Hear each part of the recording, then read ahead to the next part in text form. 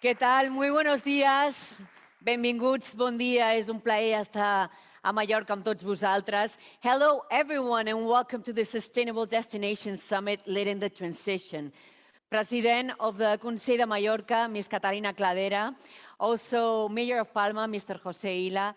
Also, Isabel Oliver, Special Advisor to the Secretary General World Tourism Organization. Authorities of the Consell de Mallorca, the Balearic Islands, and the Spanish government, representatives of the tourism sector, both public and private, representatives of the academic, research, cultural, and social spheres.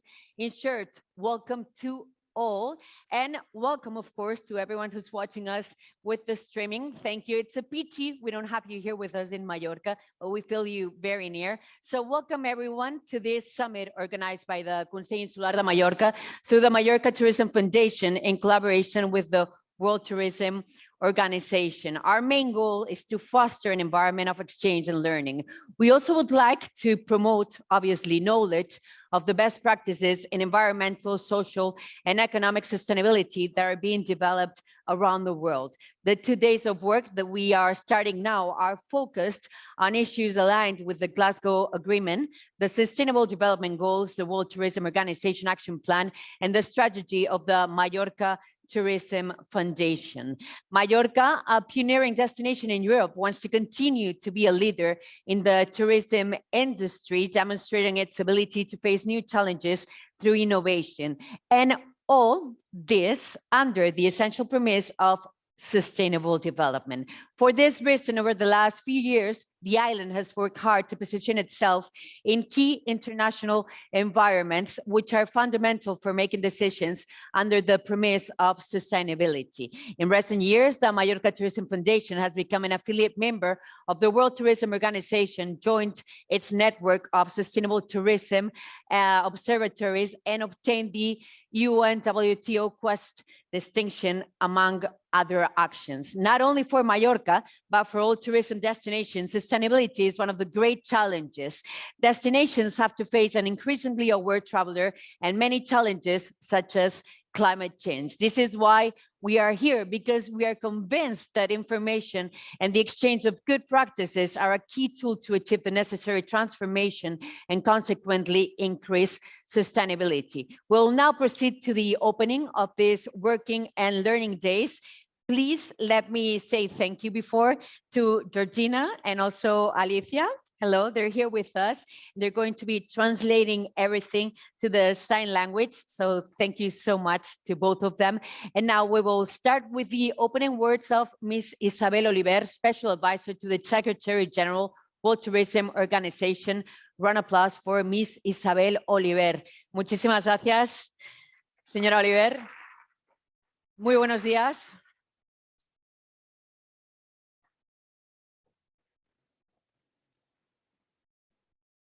Un placer, bienvenida. Gracias, adelante. Hola, bon dia a tots. Som ben sincera quan vos dic que és un gust estar avui aquí amb tots vosaltres.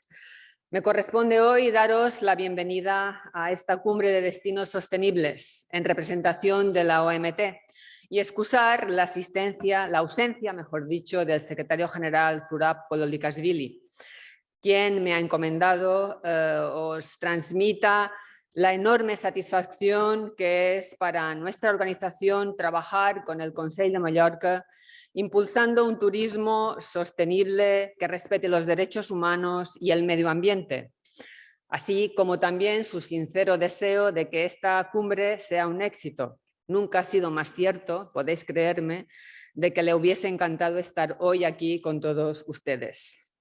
Iniciamos 2 días de trabajo con temas muy interesantes, componentes de primer nivel. Se van a abordar aspectos esenciales para nuestra industria, como son la gestión del agua, de los residuos, la economía circular, plásticos, digitalización, temas en que la OMT también está trabajando. Y no es azar encontrarnos hoy aquí, en Mallorca, un destino turístico que es una referencia a nivel mundial en turismo. No es azar, es estar en el lugar adecuado. Y lo es por su demostrada visión, por su capacidad para innovar, por la alta profesionalidad de sus empresarios y también por la gestión de sus gobiernos en esta principal industria de este país. Sin duda, lo hemos estado comentando al inicio de esta sesión, vivimos tiempos difíciles, llenos de incertidumbre. En pocos meses hemos pasado del esplendor del año 19 a la oscuridad del año 20. Las llegadas de turistas internacionales cayeron en todo el mundo un 73% en el año 20 y un 71% en el año 21. En el mes de mayo del año 20, el 76% de todos los destinos del mundo estaban completamente cerrados. Hoy, 12 destinos en el mundo están completamente abiertos. Yo creo que son unas cifras, no voy a extenderme en ello, que demuestran pues, la situación que todos conocemos, por otra parte, que hemos estado viviendo. Nunca antes en la historia del turismo ni en la historia de la humanidad, diría yo, habíamos visto algo parecido. Pero ahora, afortunadamente, estamos logrando superar la pandemia. El repunte es claramente visible y esperamos la recuperación gradual para este año. Sin embargo, la recuperación depende de muchos factores, entre ellos la ofensiva militar de Rusia contra Ucrania. Tenemos un conflicto armado en Europa, tenemos mucho sufrimiento humano, tenemos una guerra y sin paz no hay turismo. La OMT apoya al secretario general de Naciones Unidas, Antonio Guterres, en su llamamiento a la paz y a resolver las disputas por medios pacíficos. En estos momentos de guerra en Europa, el turismo cobra más importancia que nunca como impulsor de paz, de derechos como la justicia, la igualdad, la libertad, la inclusión. Vivimos tiempos de cambio continuo. La pandemia ha hecho más evidente la necesidad de priorizar en nuestras políticas la sostenibilidad, la digitalización, la gobernanza participativa en la gestión de los destinos turísticos. Comprobamos que la necesaria digitalización del sector también tiene que ir de la mano de la indispensable profesionalización del factor humano, factor esencial en la industria turística. Sabemos que la conexión digital no solo tiene que ser digital, tiene que ser también emocional entre los visitantes y los turistas que nos acogen o que les acogen. Y para ello es indispensable tener como objetivo la mejora de la calidad de vida de los residentes. Estos largos meses de paro forzoso hemos estado trabajando, pero trabajando. Y es el momento de poner en práctica las acciones que hemos diseñado, acciones encaminadas a reforzar las fortalezas de nuestro modelo, porque las tiene y son muchísimas, y corregir las debilidades. Todo ello en clave de sostenibilidad social, económica, medioambiental, en toda la cadena de valor turística para hacer esta industria más resiliente. Y abordamos esta necesaria transformación trabajando juntos, sector público, sector privado, agentes sociales, organismos internacionales como la OMT, todos juntos. El objetivo es sumar capacidades y recursos para conseguir el objetivo común. En la OMT desarrollamos la visión de One Planet para la recuperación responsable del sector turístico de la COVID-19. Recuperación basada en la sostenibilidad, en línea con los ODS. Esta visión busca mejorar la resiliencia del turismo, equilibrando las necesidades de las personas, el planeta y la prosperidad. A partir de ahí, para lograr la recuperación, recomendamos 6 líneas de actuación actuando sobre la salud pública, la inclusión social, la conservación de la biodiversidad, la economía circular, la gobernanza y las finanzas. Los ministros de turismo del G20 el año pasado se hicieron eco de esta recomendación y la adoptaron mediante recomendaciones para la transición a una industria de viajes y turismo verde. No tengo ninguna duda de que compartimos una visión sistemática y holística de las dimensiones económicas, medioambientales y socioculturales que se encuentran en los 17 Objetivos de Desarrollo Sostenible y sus 169 metas. El sector turístico se menciona específicamente en 3 de los 17 objetivos, pero tiene un impacto en otros muchos no menos importantes, como pueden ser la erradicación de la pobreza, la promoción de la igualdad de género y la protección del medio ambiente. Como les decía, el Gobierno de Mallorca lleva ya tiempo trabajando en la sostenibilidad desde muchos ángulos y también sus empresarios, pioneros también en este campo. El compromiso de Mallorca para avanzar en la sostenibilidad de la industria turística fue reconocido por nuestra organización el año pasado, entrando en la red internacional de observatorios de turismo sostenible. Sumándose así, sumándose así a los destinos que ya están trabajando de forma seria y rigurosa sobre este campo, monitorizando el impacto social, económico y medioambiental del turismo sobre el destino. La sostenibilidad es un camino que requiere un proceso de gestión constante, riguroso, un camino necesario para tomar decisiones políticas acertadas, porque conocer, medir, es esencial para prevenir, para encontrar soluciones. El deseo y el compromiso de avanzar y profundizar en este objetivo del Consell de Mallorca es digno de elogio. Enhorabuena por organizar esta cimera, esta cumbre y superar las innumerables dificultades. Y muchas gracias por invitarnos a sumar a este evento.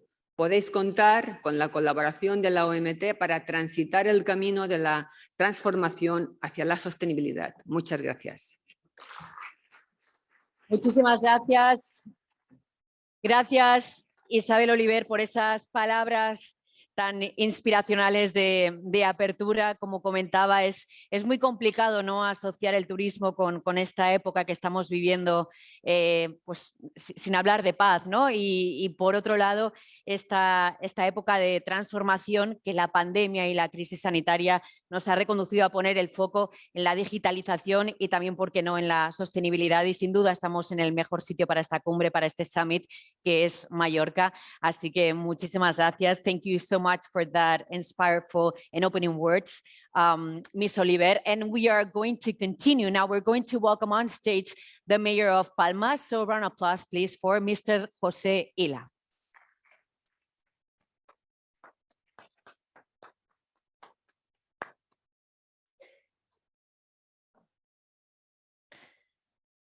Bon dia, benvingut, un plaer. Estic aquí, gracias. Buen día, buenos días. Welcome to Palma. Estamos muy orgullosos de que esta cumbre se celebre aquí. Muchas gracias, Presidenta, el Consell de Mallorca, Consejero de Turismo, Ver Oliver, por desde el Consell de Mallorca y la OMT elegir nuestra ciudad para realizar esta cumbre. Buenos días a todos y a todas, autoridades, alcaldes, invitados. Bienvenidos a Palma, como decía, para hablar de un tema durante 2 días que nos interesan a todos. Nosotros somos una ciudad turística, un destino turístico, y como tal tenemos muy claro que la sostenibilidad es una necesidad, no es optativo, es necesario. Y desde hace años trabajamos por ella en nuestra ciudad. Pero siempre se necesita sentarse, a hablar, a reflexionar, a escuchar qué hacen otros destinos, qué nos dicen los expertos para avanzar en esa sostenibilidad, porque es una cuestión compleja que afecta a todos los ámbitos, por ejemplo, un destino turístico como ciudad, de la ciudad, y que requiere muchas veces de planificación, siempre, de pararse a pensar en qué dirección hay que avanzar, de concienciar, porque aunque todos tenemos claro que la sostenibilidad es muy importante en el momento que aplicas una medida de sostenibilidad que supone muchas veces un cambio de hábito, pues siempre hay una resistencia y todo eso requiere una energía extra de explicar, de justificar por qué se hace. Esta semana, como ciudad, aprobábamos el Plan de Movilidad Urbana Sostenible, que tiene que ver mucho con la actividad turística, como tiene que ver la gestión de residuos, la gestión del agua, la gestión del espacio público, las normas urbanísticas, las energías renovables, la eficiencia energética. Todo eso es sostenibilidad. ¿Y por qué creo que tenemos que apostar por la sostenibilidad? Por una parte, porque los turistas, para mejorar su experiencia, quieren que los destinos sean sostenibles. Segundo, porque para mejorar la calidad de vida del residente, tenemos que trabajar por la sostenibilidad, para que esa actividad turística a medio y largo plazo sea sostenible para también la población local. No solo para los turistas, también para los residentes. Todo ello es lo que nos lleva constantemente poner en el centro de nuestro trabajo la sostenibilidad en el ámbito turístico. Pero no solo desde las administraciones, sería imposible que una administración convirtiese en sostenible un destino. Este es un trabajo compartido con el sector privado y con la ciudadanía. Yo tengo que decir que aquí en Palma, en Mallorca, el sector privado está plenamente comprometido con la sostenibilidad y que muchos de nuestros empresarios y empresarias han hecho de la sostenibilidad una identidad de marca. Y son, en muchos casos, empresas muy potentes con presencia internacional y que han convertido la sostenibilidad en parte fundamental de su servicio turístico, y yo como alcalde en eso estoy muy contento porque tengo claro que sin ellos no lo podríamos conseguir. Así que les animo durante estas 2 jornadas a trabajar intensamente, a hacer propuestas, pero también les animo a disfrutar de la ciudad. Palma es una ciudad maravillosa, un destino turístico de máximo nivel. Hoy hace un sol fantástico, también es importante, porque hasta ahora hemos tenido tormenta. O sea que les hemos puesto un día magnífico para que puedan disfrutar en este Palacio de Congresos también, que es una instalación maravillosa para llevar adelante estas jornadas. Que sean de provecho y muchas gracias por acudir a Palma. Espero que vuelvan, por el motivo que sea, a esta ciudad. Muchas gracias. Gracias, alcalde. Gracias, José Ila. Thank you so much, Mr. Ila. And yes, thank you so much for welcoming us, all of us. You brought the sun to Mallorca. They had rainy days these days. So it's a real pleasure to be in this such nice place. And now let's go with the president of Consell Insular de Mallorca. Please round of applause to Miss Catalina Cladera. The floor is yours.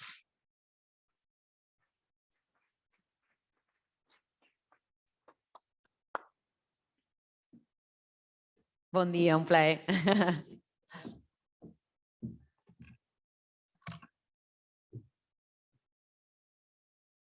Amigos, amigas, bon dia, buenos días, benvinguts, welcome, bienvenidos, bienvenidas a Mallorca. Es un placer recibirlos en una isla líder en turismo y en la organización de eventos internacionales como este, que va a ser capital estos días, capital mundial del turismo sostenible durante la celebración de esta cumbre. Un encuentro de destinos sostenibles en la que vamos a tener la oportunidad de conocer de la mano de destacados expertos y expertas las mejores prácticas de sostenibilidad ambiental, económica y social que se desarrollan en el mundo en retos compartidos como la gestión del agua, la gestión de los residuos, la economía circular, la inteligencia turística y el imprescindible capital humano. Os avanzo que no nos conformamos con ser referente solo durante estos 2 días. No tenemos suficiente. Queremos seguir siendo referentes mundiales en sostenibilidad turística más allá de este encuentro, porque queremos liderar el turismo del futuro. Y como sabéis, el turismo será sostenible o no lo será. Como presidenta del Consell de Mallorca, es para mí un honor inaugurar esta cumbre de destinos sostenibles y mis primeras palabras de agradecimiento para la Organización Mundial del Turismo y para su representante, Isabel Oliver. Como saben, Mallorca es miembro afiliado de la Organización Mundial del Turismo desde el año pasado y también obtuvimos la distinción de UNTOQUEST y también nos integramos en la red de observatorios de turismo sostenible.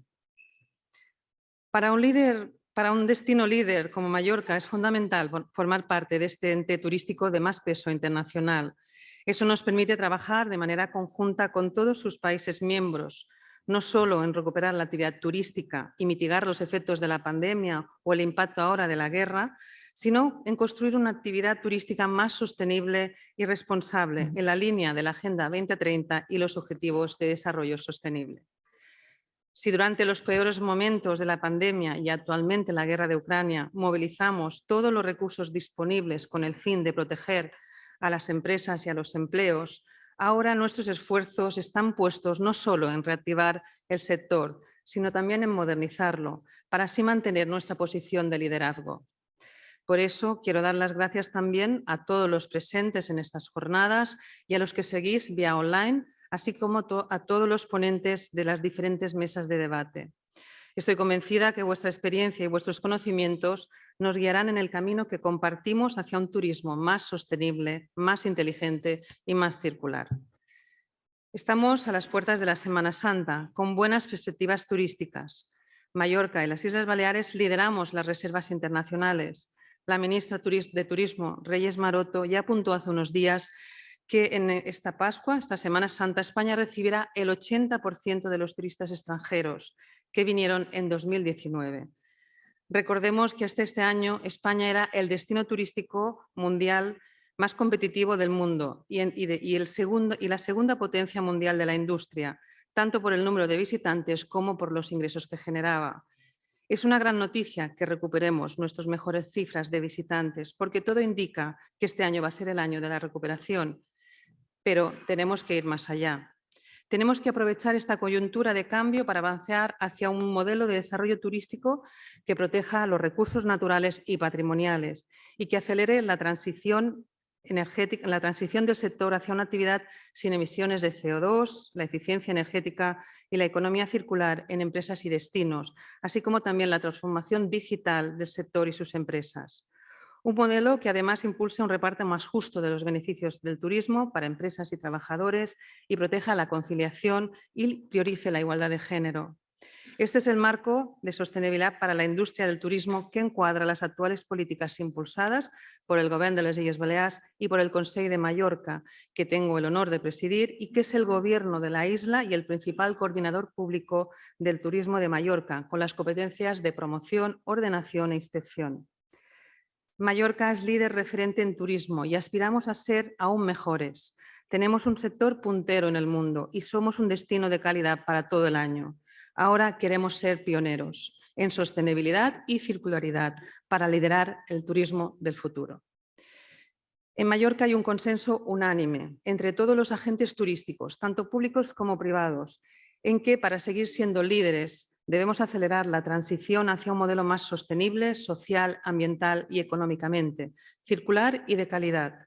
Y para acelerar esta transición, los fondos Next Generation, que ya están aquí, son un instrumento clave. Suponen una inversión histórica en nuestra isla y nos permitirán llevar adelante proyectos incluidos en nuestro Plan Mallorca Circular, que hacen del turismo la palanca de sostenibilidad y modernización de nuestra economía por ser un sector con un efecto tractor importante sobre el resto de sectores. También financian la reconversión de zonas maduras y proyectos que fomentan la digitalización y posicionan Mallorca como destino inteligente, como el Observatorio de Turismo Sostenible. En Mallorca estamos construyendo un marco legal propicio para ser referentes en sostenibilidad y circularidad, como fueron las leyes autonómicas de cambio climático y de residuos, pioneras en todo el Estado español, y ahora una nueva ley turística con medidas punteras en sostenibilidad ambiental y derechos laborales, perfectamente alineadas con las políticas de circularidad y sostenibilidad que ya estamos también aplicando desde el Consell de Mallorca. Avanzamos en sostenibilidad con leyes pioneras y movilizando recursos, pero sobre todo porque tenemos una estrategia de futuro sólidamente cimentada en una voluntad compartida. Somos conscientes de que el desarrollo de un modelo turístico sostenible requiere la implicación de toda la sociedad, instituciones, partidos políticos, agentes sociales y económicos y toda la cadena de valor turística para garantizar desde un liderazgo político sólido la creación del imprescindible consenso social. Y es precisamente esta visión compartida con la sociedad mallorquina la que allana nuestro camino hacia un turismo sostenible. Por eso también aprovecho para agradecer al sector privado y a toda la cadena de valor turística su esfuerzo y predisposición para remar en esta misma dirección y reforzar así la calidad de Mallorca como referente en sostenibilidad.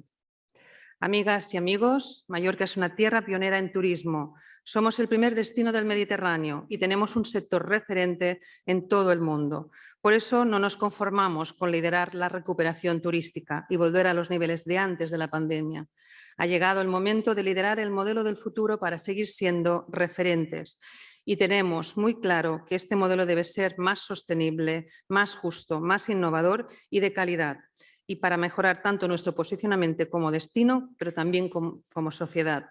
Tenemos por delante un reto apasionante, trabajar unidos por un turismo que cuida el medio ambiente, que respeta la cultura y el producto local y es capaz de generar empleo de calidad y redistribuir equitativamente la riqueza que genera. Este es el turismo del futuro, un turismo en el que creemos, un turismo que cuida al territorio, al residente, al turista y a sus trabajadores. El futuro ya está aquí y lo hemos de construir juntos. Muchas gracias. Muchísimas gracias por sus palabras, señora Catalina Cladera. Thank you so much, Miss Cladera, President of Consell Insular de Mallorca. Me quedo quizá con un titular, ¿no? Este es el año de la recuperación. Mallorca, líder en calidad, pionera en sostenibilidad, líder destino inteligente y sobre todo con ese presente inminente y ese futuro cercano y ese plan de ruta que tenéis. Muchísimas gracias por esas palabras. Thank you so much. And why is Sustainability Summit, this summit in Mallorca? What does the island bring to the table? What can we expect from these days of intense work? Well, the Minister of Tourism of Mallorca, Mr. Andreu Serra, answers these questions and gives us an overview of what is going to happen during these days at the Palau de Congressos de Palma. Andreu Serra has a degree in psychopedagogy. He has begun his professional career at the Calvià City Council as a dynamizer and counselor and director of the network of CREC Centers of the Calvià City Council. He is also been technical coordinator of the ASPA Center for People with Hearing Disabilities and their families, and is this same entry of psychopedagogue. And Andreu Serra was Chief of Staff at the Ministry of Education and Culture and Chief of Staff at the Ministry of Presidency, Deputy Mayor in the Calvià Town Hall, Municipal Spokesman, President of the Municipal Service Company Calvià 2000, and Communication Secretary of the Socialist Association of Calvià. So many things. From July 2019 to the present, Executive Minister of Transition, Tourism and Sports in the Consell de Mallorca and President of the Fundació Mallorca Turisme. És el seu torn, senyor Serra. Please give a round of applause for Mr. Serra. Hello, buen día. Gracias, Ainhoa, por estar What a aquí. curriculum, so many things. Ya Thank estamos you so aquí. much. It's a pleasure. Gracias. All yours. Gracias. Muy buenos días a todos y a todas. Hoy voy a contarles algo que muchos de ustedes conocen, aunque es cierto que no somos del todo conscientes de ello. Vamos a hablar del poder de la palabra, el poder de la terminología, el poder de que con la palabra generemos el tránsito, la transición a un nuevo turismo. Palabras que son torres, palabras que configuran un ecosistema empresarial, palabras que se introducen en nuestro día a día, palabras poderosas.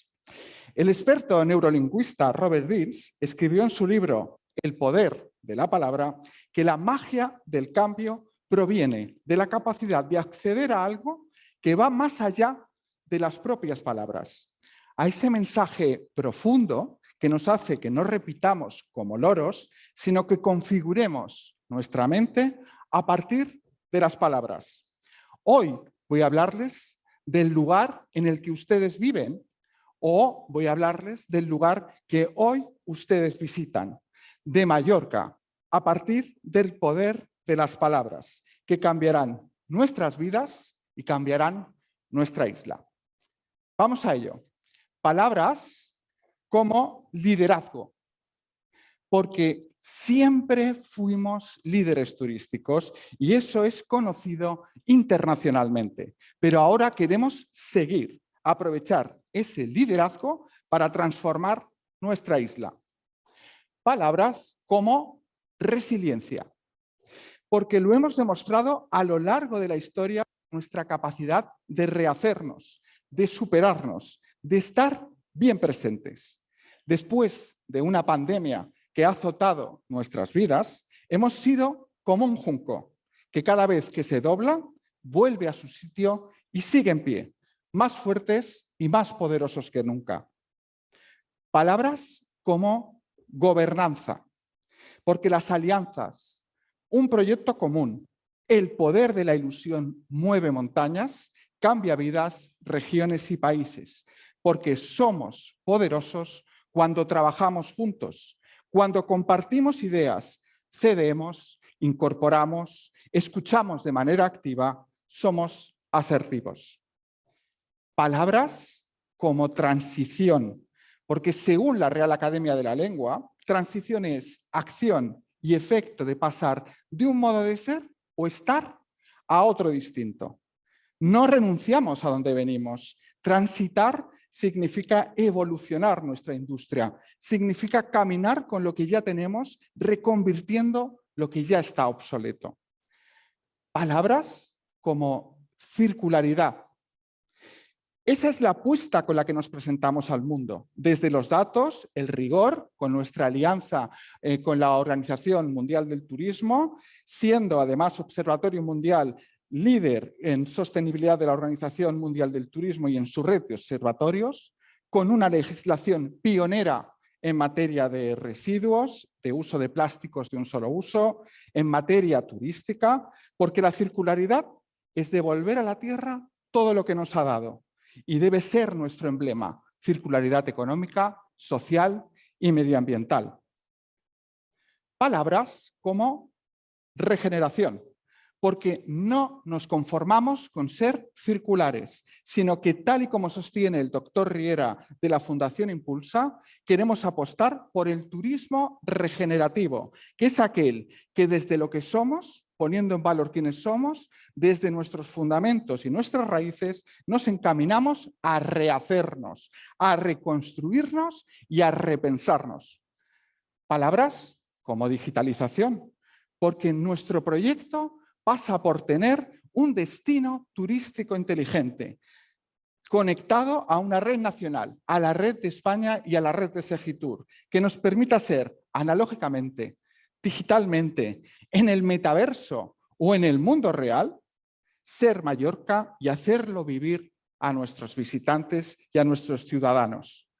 Palabras como calidad, porque ese es el compromiso de toda la cadena de valor turística. No hablamos ya de volumen, hablamos de valor. Ya se han remodelado la mayoría de nuestra oferta hotelera. Contamos con cocineros estrella Michelin y nuestra gastronomía se comienza a conocer mundialmente. Somos líderes en el segmento premium europeo. Se cumplen 10 años de la declaración por parte de la UNESCO como bien de interés patrimonial de la Serra de Tramontana. Somos la gran industria náutica de Europa y del Mediterráneo. Somos ya calidad.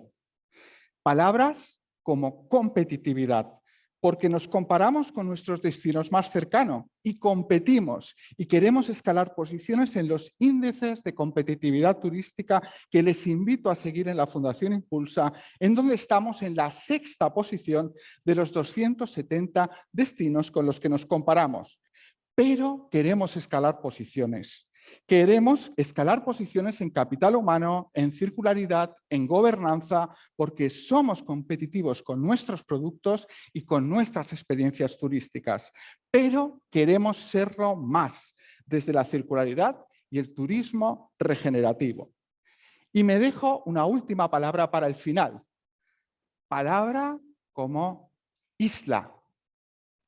Es la última palabra que introduzco, porque es lo que somos. Estamos conectados a 3 islas más, Menorca, Ibiza, Formentera, pero estamos en el centro del Mediterráneo, frágil como todas las islas, pero bastión del comercio del Mediterráneo.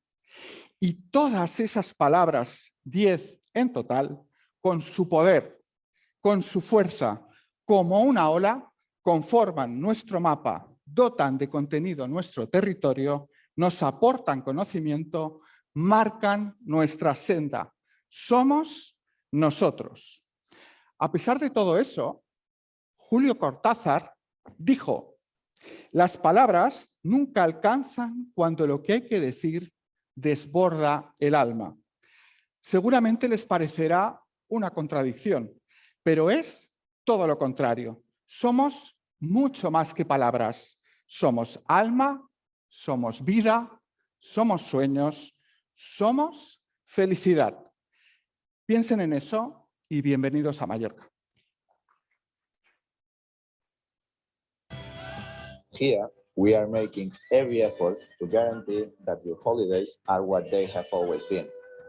Free time to unwind and forget about it all, to experience what can't be missed. there is always a reason to come back. Bienvenidos a Mallorca. Otro aplauso, big round applause for Mr. Serra and obviously for Rafa Nadal. Menudo embajador tenéis aquí, el gran Rafa Nadal. And thank you, Mr. Serra, for all those words. We had lots of them, like 10. Words like resilience, governance. We are powerful together. We have to have always some dreams and obviously island. So thank you so much. I would like to take this opportunity to remind you that there is an interesting social program scheduled for Friday evening and also Saturday morning. So if you're interested, you will be able to learn firsthand about some of the most interesting sustainability proposals being developed here in Mallorca. If you're interested, please do not hesitate to confirm your attendance with the summit organizers, so do it. And for those who want to contribute to spreading the debate these days on social networks, we have a hashtag, which is Sustainable Destinations Summit. Thank you again so much for this translation with the sign language. Thank you very much to our friends. And now let's get started with the first session of this today event. We all agree that water management is highly relevant for any sustainable tourism strategy. Destinations like Mallorca are highly dependent on water resources due to their insularity, the tourism industry, and their sensitivity to climate change. Well, water management is of key importance for tourism as services are highly dependent on it. Now we're going to learn what is being done to help alleviate the problem at a government level and what we can do to become more responsible, obviously as citizens. The following session is going to be analyzed, water management from different points of view, the sea, the water management, and the sewage. The session will be moderated by Mr. Bartolomé Dellà. He is Vice Dean of the Faculty of Tourism of the UIB in Spain. Bartolomé is a professor in the Department of Economics and Business of the University of the Balearic Islands, PhD in Economics from the Carlos III University of Madrid in Spain. He has published several research papers in journals of international impact and more than 10 book chapters in the most prestigious publishers. He also participated in more than 20 national and international research projects in competitive calls. He has held different academic positions and received several recognitions and awards, such as the Human Resources Research Award from the Center for Financial Studies in Spain. So, Mr. Dellà, please welcome. And the floor is yours. Round of applause for Tomeu Dellà. Hola, Tomeu. Buen día, ¿cómo estás? Benvingut. Sí. Ponte cómodo, adelante, y ya nos puedes ir presentando a los panelistas. Thank you so much. See you later. Dear participants, dear members, welcome to the Sustainable Destination Summit and welcome to this first panel, Water Management. I really invite the participants of this first panel to participate in the roundtable. First, Mr. Miquel Mir Gual, conseller de Medi Ambient i Territori del Govern de les Illes Balears.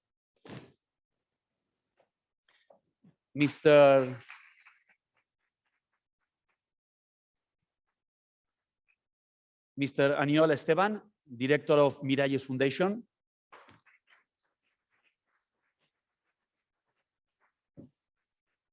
Mr. Jaume Mata, Head of the Sustainable Tourism Visit Valencia.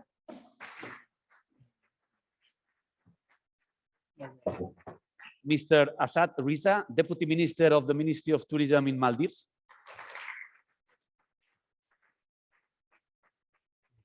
And Professor Stefan Gosling, that he will connect via Zoom, professor at the School of Business and Economics in Linnaeus University in Sweden.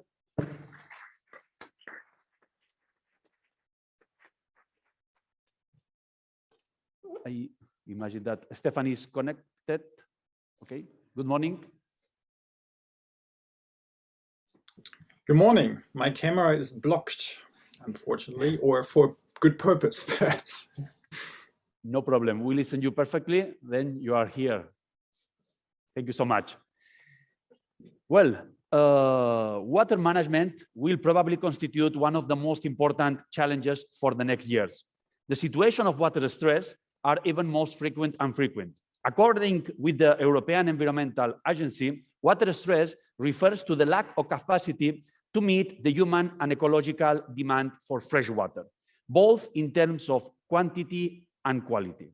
It is important to point out that even this situation is ever more frequent situation of water stress can conclude in the deterioration of water resources that can generate several consequences on human health, ecosystems, energy resources, and food supply. That consequently can damage both not only the well-being of inhabitants, but also the economic development of many countries worldwide. Actually, the United Nations estimate that more than 2,000 million of people in the world are suffering water stress situations. And it is expected, and this is the biggest problem, that this number will grow in the next future. This situation is probably the result of the interaction of diverse factors. First of all, the most important one is the exponential increment of the world population that has grown up from the 5,280 million in the 1990 to the 7,700 millions of inhabitants in the 2020, more than 47% of increment in the total world population. That for sure has generated a natural increment in the domestic water consumption.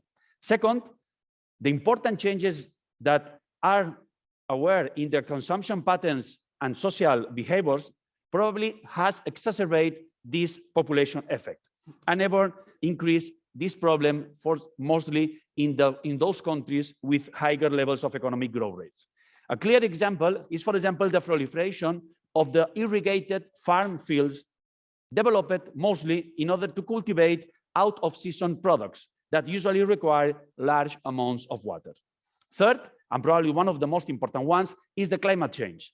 The systematic increase in the average temperature of the planet had increased the evaporation rates. That for sure increased the water scarcity problems. Additionally, these increments in the atmosphere vapor levels has concluded in a significant alteration in the dynamics of the rainfall. Now, droughts and floods are every year more and more frequent and intense and produce important problems related with the possibilities of water storage and water availability.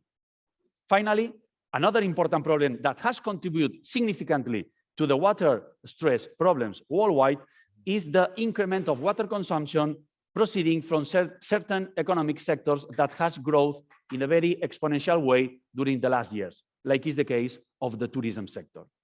Tourism is one of the economic sector with the fastest growth rates during the last years. Tourism international arrivals has grown during the last 20 years from the 430 millions of tourists in 1999 up to the 1,460 million of tourists in 2019. This exponential growth pathways of the tourism sector has affected, for sure, directly the water resources at tourism destinations, since the tourism sector is considered one of the highest intensive water consumer economic sectors. It is because tourism sector requires fresh water, not only in quantity, but also in quality. Some studies conclude that tourism water consumption in developed countries can be 2 times or 3 times higher comparing with the resident population. And in developing countries, this percentage can be 15 times or 60 times more higher than the resident population. Additionally, not only this direct consumption, tourism activity also creates an indirect consumption, usually related with indirect services, like, for example, irrigated crops, gardens, laundry, etc. And also leisure activities, like, for example, aqua parks, spas, swimming pools, that also requires important amounts of water. Despite all the improvements in water efficiency that tourism sector has introduced during the last years, some estimations determine that worldwide water consumption by the tourism sector will be double in the 2050. For example, some of the most important European tourism destinations present the highest levels of tourism water consumption respect to the public consumption. For example, countries like Cyprus with the 19%, Malta 14%, Spain 12%, France 10%. In addition, some forecasts indicate that this situation, far from being solved, it is going to be worsened and worsened during the next years. Forecast predicts an increment in the water stress indication in main European Mediterranean destinations that will decrease runoff around 32% and increase the drought period in 33% in the duration of the days. This increment, for sure, that can conclude in negative effects on the continental and coastal destinations, reducing the water resources and generating problems like, for example, overexploitation, salinization, water pollution. Thus, water demand can generate important effects over water resources that, for example, can generate shortages and the degradation of water supplies and the rise of social conflicts, usually between those sectors that are more water intense, like, for example, domestic use, agricultural use, and tourism use. And the most important thing, in some cases, conclude in the rise of tourismophobia feelings among the local communities. Thus, we can say that water management is a global socio-ecological problem. For this reason, the organization of these summits, like, for example, this Sustainable Destination Summit, is today even more essential. We really hope that this meeting will allow us to share experiences and knowledge in order to contribute to the better water management. Thus, without further delay, I am going to introduce the speakers that will participate in this first panel. First of all, I will invite to Professor Stefan Gosling from the University of Linnaeus in Sweden to present his first presentation, that is tourism and the water challenge. Stefan, the floor is yours. The screen is yours. Thank you. I hope you can see my presentation. Is it coming up? Sure. Perfect. Great. Thank you. I'll have to rush you a little bit through this because it's complex. I want to talk a little bit about the research I've done earlier and also some general insights that are quite important in terms of water management. To start with, we do know that an increasing number of destinations is facing water scarcity. There's a growing number of publications. You already mentioned that climate change will exacerbate the problems that we have, so we can expect more problems to arise in the future. We also know that tourism is a major factor in the shift of direct water use and also indirect water use, I come back to that in a minute, between world regions. So because people travel from specific parts of the world to other parts, mostly islands actually, or many islands or the Met Coast, there are shifts in water use. This coincides very often with the dry season. What you see in this graph is the rain in the bars. So the rain is often in winter, in this case in Greece, in Rhodes, and the tourist arrivals are in summer. So you see that a lot of the pressure that comes from tourism on aquifers is occurring in summer, while the replenishing period is in winter. This can be unlucky in terms of coordination. Then we have major direct water consuming factors. I chose pictures here to illustrate. The biggest water consuming factor is pools and pools landscapes. That relates also to water lock-in. Whatever you build, you have to fill. And that is quite a bit of water if you average this out over the tourist season. Then you have irrigation, with often large areas of land being irrigated to provide the green scenery that tourists like. And the third factor is actually everything that is related to the stay of the tourist and what it takes to maintain the environment there. What you probably did not know is that a major part of global freshwater use is actually for fossil fuel production.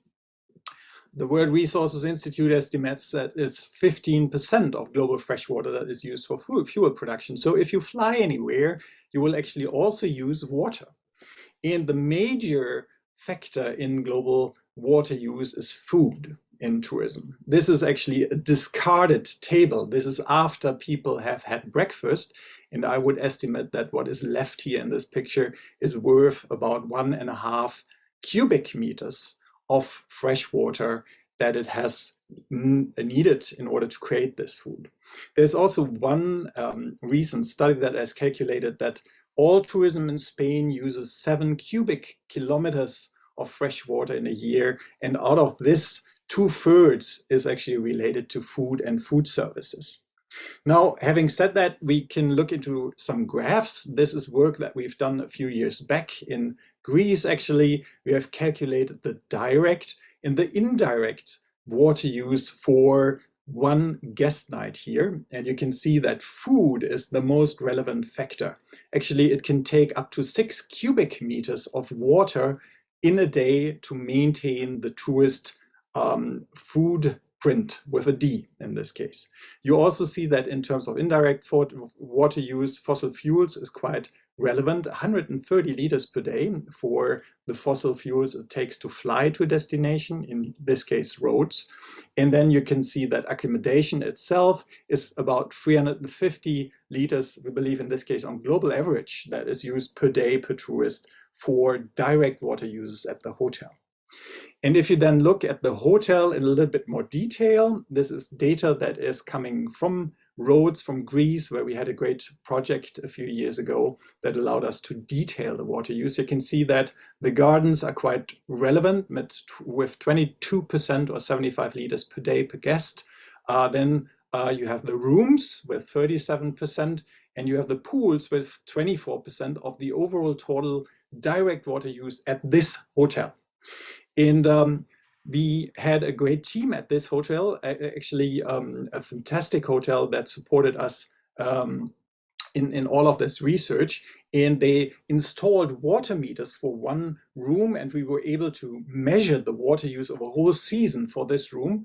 And there were some interesting new details. For instance, we see that the toilet is actually the most important factor in water use within the hotel. And if you have flushing that uses just a very little bit of water. Actually, the Canadians are building the best toilets in this regard, just using 2.5 liters per flush. Then you can save a lot of water.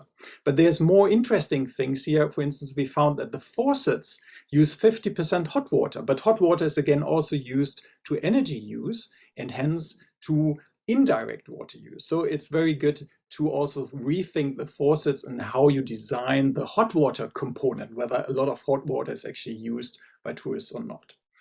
And then to also talk a little bit about food, this is the different food categories that you have. In this hotel, we measured that per day, on average, a tourist would use 2.5 kilograms of food. And obviously, a lot of that is discarded. And then you had a water footprint related to this of about 4.5 cubic meters of water.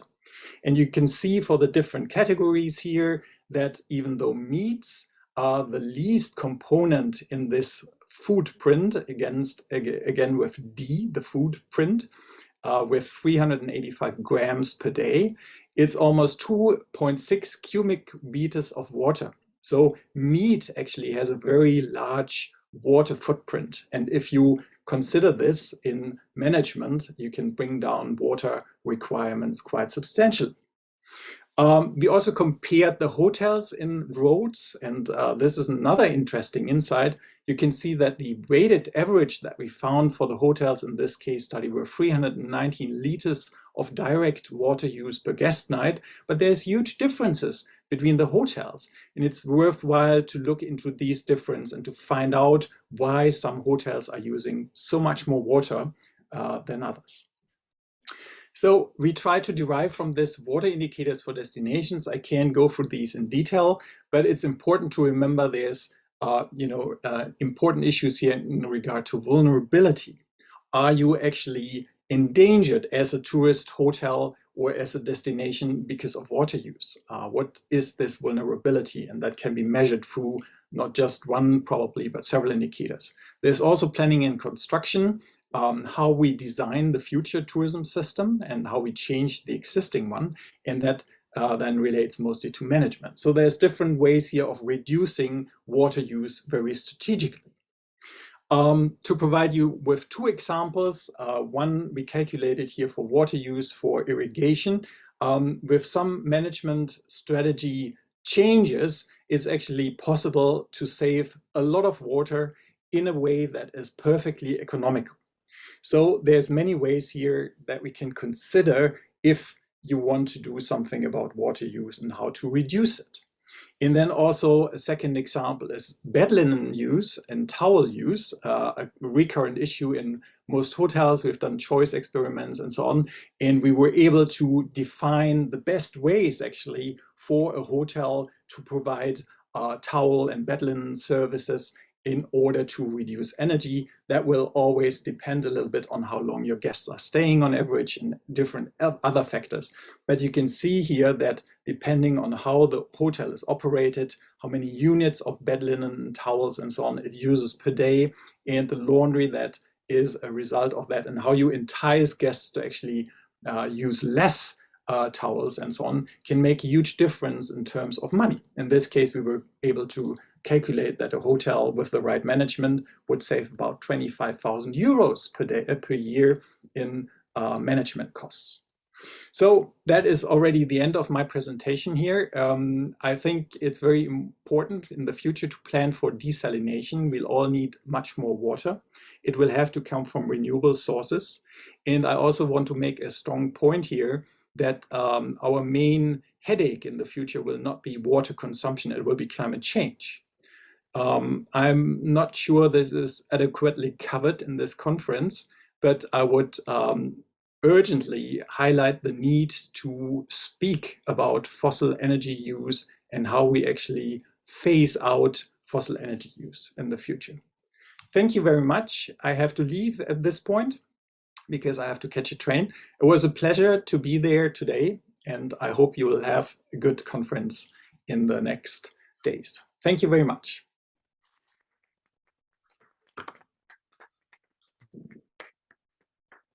Thank you so much, Professor Stefan Gosling.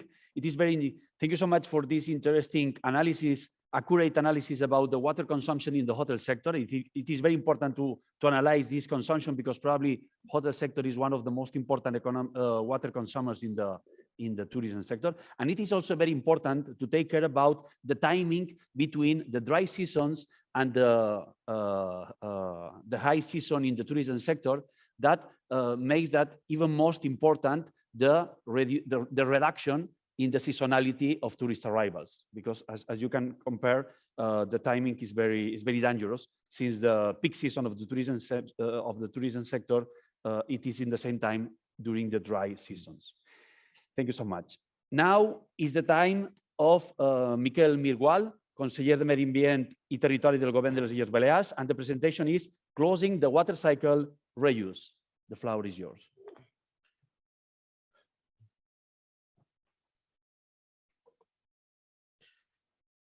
Buen día. Muy buenos días. Good morning to everyone. First of all, thanks to the organization for inviting me, and congratulations to OMT and Consell de Mallorca for organizing that kind of events, and moreover do it in places such as Mallorca or Balearic Islands, where, as you know, tourism is probably the most important economical activity we have, not only nowadays, but also over the last 4 or 5 decades. And according to the global situation, with more than an evident ecological crisis hitting our society and our territories too, water management must be one of the most important issues at the time to design our future. And this is especially important in places such as the Balearics, placed just in the middle part of the Western Mediterranean, with a very poor precipitation patterns and no rivers to supply fresh water for the population. In this sense, today I'm going to talk about the importance of water management, and as you can see on the screen, I'll focus my talk on water cycle. As I told you before, the Balearics are placed just in the middle of the Western Mediterranean, and obviously have a clear Mediterranean climate. As you see on this aerial image, we are talking about an insular territory, so fragile and vulnerable at the same time. As a general vision of our islands, they have a land surface of 4,900 86 square kilometers, a coastline longitude of 1,428 kilometers, a mean precipitation of about 600 millimeters per year, and a stable population a bit more than 1 million. This graph is clear if we talk about water availability in the Balearics. As you see, the main resource comes from groundwater, with a bit more than 72% among the total. Then, with an important distance, regenerated water, 40%, and desalinated waters, and 12%. So the main conclusion of this slide is clear. The dependence of groundwater extraction in the Balearics is massive. And in fact, the non-stop extractions over the decades has supposed an important degradation of the quality of our aquifers. Unfortunately, the world today is not crossing the best moment. Several emergencies are hitting our society and causing hard consequences. However, as a society, we can't not forget the ecological crisis, not only in our present, but also for our future. So in this sense, the climate emergency must be considered as an element to worry about. And mainly if we consider water as a key factor, and mainly in the territories, in the places such as the Balearics, because there is a bigger risk of droughts, because there is less water availability, and because a bigger population stress mainly on summer. We have to take into account that in the Balearics, the population can increase up to 74% in August. And here there is the evolution of the origin of water use in the Balearics from the first water planning to the last. To summarize this table, highlight just two aspects. Look how the increase of use as a regenerated water from 17 to more than 33 cubic hectometers, or the decrease of in groundwater use from 261 to 188 cubic hectometers. This trend is interesting without doubt if we want to preserve the quality of our groundwater masses. In fact, an important issue to take into account at the time to talk about water is the quality, and in the Balearics about the groundwater quality. On this slide, you can see the map showing the quality state of the different underground masses over the Balearics. Two main conclusions about it: highlight the bad state in red of many coastal masses, according mainly with massive extraction over the years as for tourism intensity. Look, for example, Pollença on Alcudia Base in the northern part of Mallorca, east and south coast of Mallorca, or most of the Ibiza and Formentera's coastline. And secondly, look at how the green zone, where the quality is better, coincides with the natural areas where the tourism activity is not so important, such as Tramontana ranges in Mallorca, inner part of Mallorca, or north of Ibiza.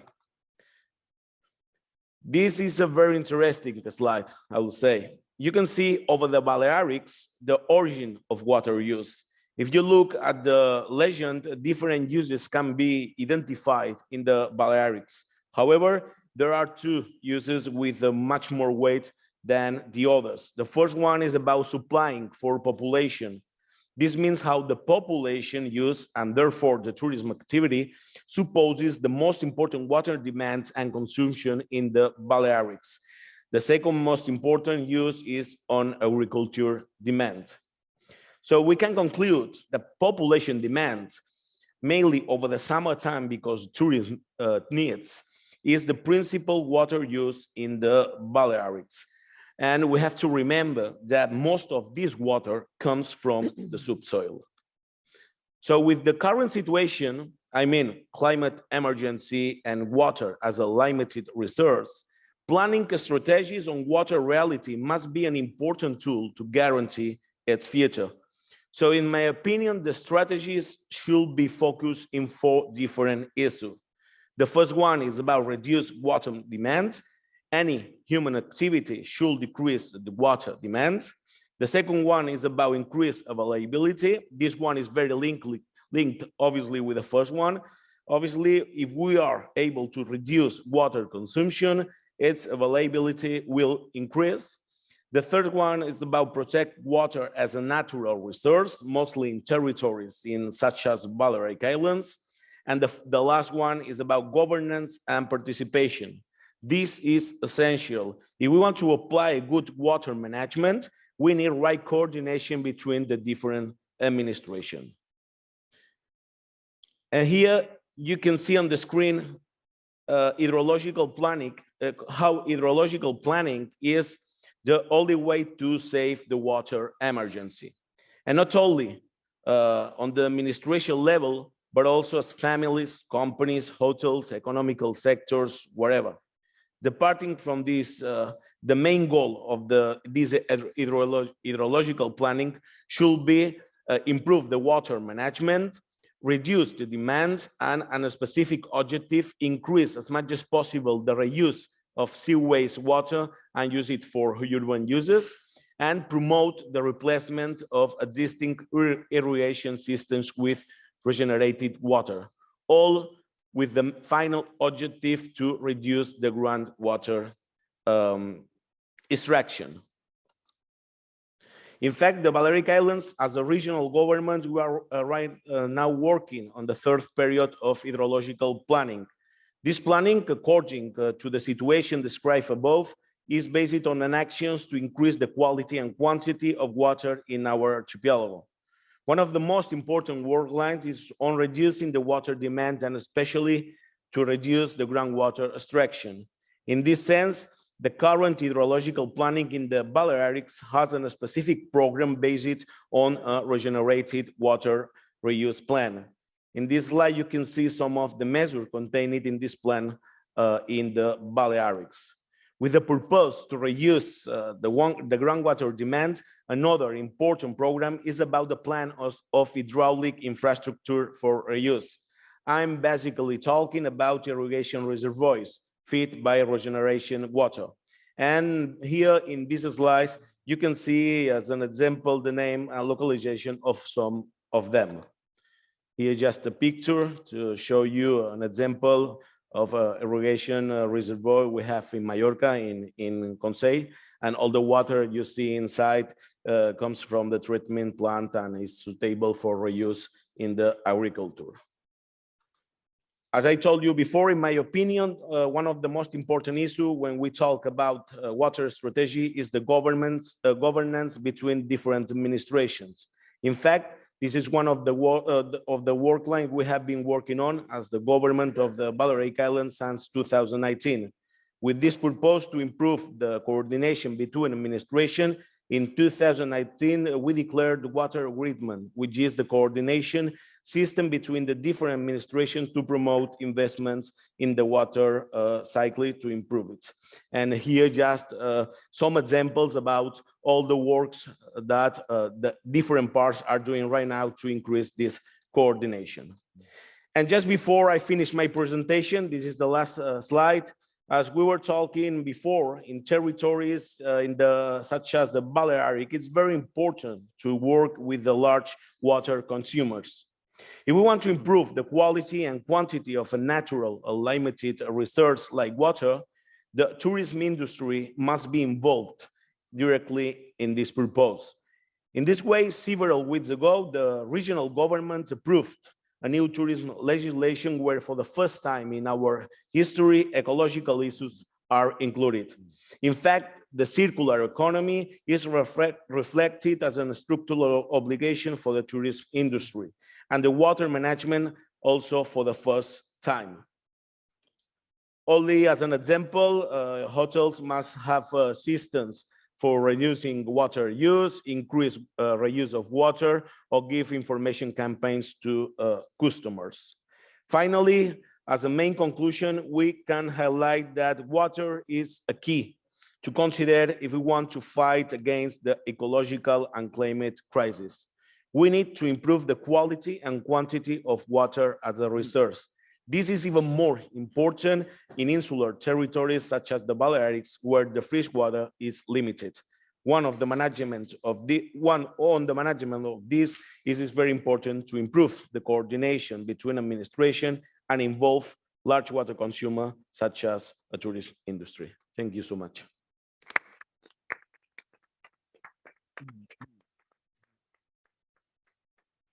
Thank you so much for this interesting presentation and analysis about the water situation of the Balearic Islands, probably one of the European regions with the worst water stress indicator in summer months. Now is the time of Oniol Esteban from Marillas Foundation with the presentation, The Role of the Tourism Sector in Marine Conservation. The floor is yours. Thank you very much. Moltes gràcies. Bon dia, buenos días. Bueno, yo vengo sin guión. Vengo sin guión y esto lo digo a modo de excusa y advertencia. Pero creo que nos espabilaremos. Para quienes no nos conozcáis, la Fundació Marillas es una fundación sin ánimo de lucro, una fundación privada sin ánimo de lucro que trabaja para hacer de Baleares un referente mundial de conservación marina. En 4 años hemos invertido más de 3 millones en proyectos de conservación marina solo en Baleares, 75 proyectos, apoyado más de 30 organizaciones. 3 millones parece mucho dinero, pero es una gota en el océano. Es muy poco dinero comparado con lo que se necesita para tener un mar y una costa en buen estado. Y para conseguirlo necesitamos más inversión pública y más inversión privada. Y mi rol hoy aquí, además de aportar un toque de sal a la sesión de agua, porque está muy centrada en agua dulce y está muy bien porque es un tema súper importante, aparte de traer el mar en esta sesión, en esta Sustainable Tourism Summit, mi rol es el de inspirar tanto al sector público como al privado y sobre todo a la industria turística a implicarse en la conservación marina. ¿Por qué? Porque ahora mismo tenemos lo que yo describiría como una gran paradoja y una gran asimetría. Y esto hay que corregirlo. La gran paradoja está en que las Islas Baleares, Mallorca y las Islas Hermanas, su prosperidad económica, su futuro y el futuro del bienestar de sus ciudadanos depende en gran medida de la calidad del medio marino y del medio costero. Esto es una realidad. Pero a la práctica, esto se ignora. Se ignora. Y vivimos, a ver, no quiero hacer de aguafiestas aquí porque estamos en una... Es muy bienvenido que se hagan estas sesiones y yo creo que hay un muy buen contexto para el cambio. Pero creo que a veces también es bueno poner en evidencia que hay un doble discurso, ¿no? Por un lado, nos enorgullecemos de la gran calidad del medio ambiente y del medio natural que tenemos y el vídeo inicial muestra mucho de ello y es fantástico, te da mucha energía, pero en la práctica no estamos financiando en su conservación, ¿no? Tenemos infraestructura de transporte, tenemos infraestructura de alojamiento, pero no tenemos infraestructura o no invertimos en una infraestructura verde, una infraestructura azul. Esto es la asignatura pendiente que tenemos aquí. Esto es la gran paradoja que tenemos, ¿no? Que la prosperidad depende del buen estado de nuestro mar y nuestra costa, pero no estamos invirtiendo suficiente en él. Y el otro es la gran asimetría. La gran asimetría está en, como biólogo marino y economista ambiental, yo me he pasado gran parte de la vida intentando reconciliar estos dos mundos, el mundo natural con el mundo económico, ¿no? Y hemos trabajado, no solo desde la Fundación Marillas, sino en roles anteriores en los que he estado, para demostrar que proteger el medio natural, proteger el medio marino en este caso, pues sale a cuenta, es una inversión que sale a cuenta. Un estudio que realizamos el año pasado en la Reserva Marina de Cala Ratja de Llevant demostró que esta reserva marina genera del orden de 5 millones de euros en actividad económica al año vinculada a la reserva. Y nos cuesta pues, unos 400, 500.000 euros de invertir en gestionarla. Es decir, por cada euro invertido generamos 10 euros de actividad económica. Y no es de las reservas marinas que funcionen más bien. Bien, de toda esta actividad económica generada en esta reserva, de los 5 millones, más de 3 millones son beneficios y actividad económica directa vinculada al turismo. O sea, más de la mitad de los beneficios vinculados a esta reserva marina benefician directamente al sector turismo. Pero si nos preguntamos cuánto invierte ahora mismo el sector turismo en conservación marina, la respuesta es muy poco. Con lo cual tenemos esta gran asimetría, que el mar y la costa nos da mucho, nos da pescado, nos da oportunidades de recreo, nos da actividad económica, nos da bienestar, nos da oportunidad de relajarnos, nos da algunos activos que son bienes y servicios que se pueden monetarizar y nos dan otros que son un poco más abstractos, como la regulación climática, como la prevención de la costa. Las praderas de Posidonia de Baleares, que tiene, bueno, Baleares tiene la mitad de las praderas de Posidonia de todo el Estado español, tienen un valor, el capital, el valor de capital del stock de praderas de Posidonia está en más de 500 millones de euros, calculando el flujo de servicios que nos pueden aportar por muchos años, ¿no?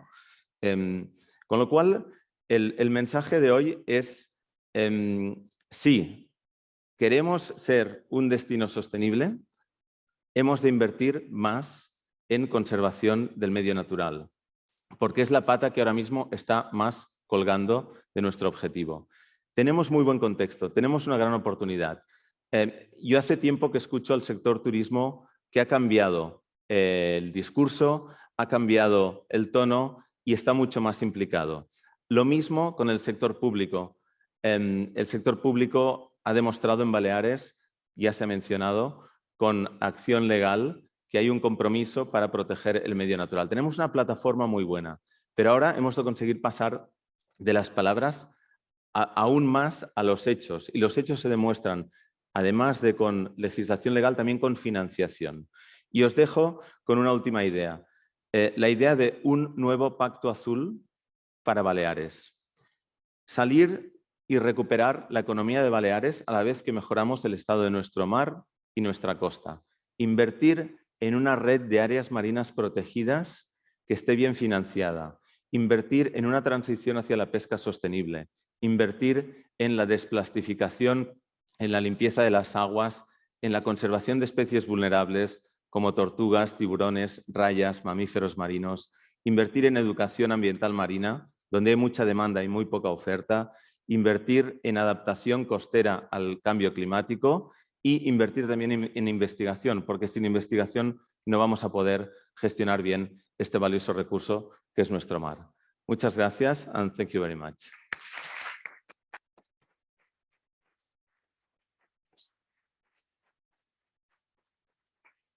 Thank you so much, Oniol, for this interesting presentation. I am completely agree with you that marine conservation is one of the most important key issues for the next years, because for sure that in the case of the Balearic Islands constitute one of the competitiveness of our destination, and we will need to protect them for the next years. Thank you so much. Now is the time of Jaume Mata, head of the Sustainable Tourism Office in the Valencia. And the presentation is Sustainable Water Management in Tourism, the case of Valencia.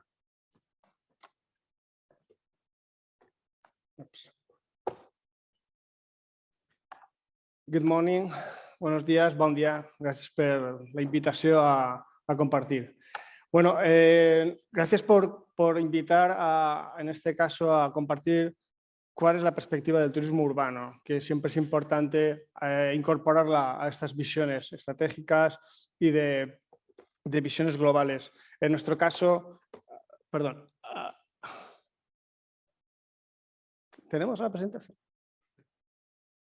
Next. Sí, sí. ¿Tengo que darle yo? Ah, perdón.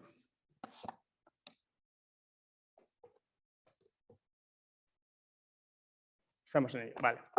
Bueno, como os decía, primero, pues en el caso del turismo urbano, ¿no? En el que siempre es una visión quizá complementaria para lo que es el escenario global en general y en el caso de nuestra ciudad, cómo estamos mirando como comunidad al futuro, cómo estamos intentando abordar cuáles son los retos, las visiones, los desafíos que como comunidad tenemos y las aspiraciones.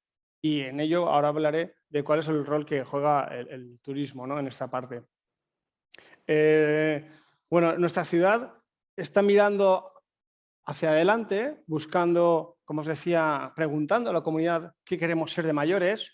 Y una de las conclusiones que estamos viendo es que, bueno, tenemos que, primero, esa construcción colectiva, porque es la que nos va a determinar dónde vamos a vivir nosotros y nuestras futuras generaciones y cuál es el rol que tienen que jugar diferentes sectores como el turismo.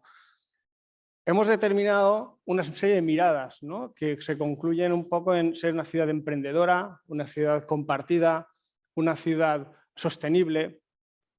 Y esas visiones encajan perfectamente en el modelo al que el turismo debe integrarse, en el que debemos trabajar nosotros. Con esas misiones que se están determinando, está haciéndose una cosa, es... A ver, yo la veo aquí, vosotros no. Genial, creo que ya lo tenemos. Perfecto, muchas gracias. Bueno, como os decía, bueno, esto para empezar siempre hay que explicarlo. Esto es nuestra albufera, la joya de la corona, hablando de agua, de naturaleza, de uso centenario.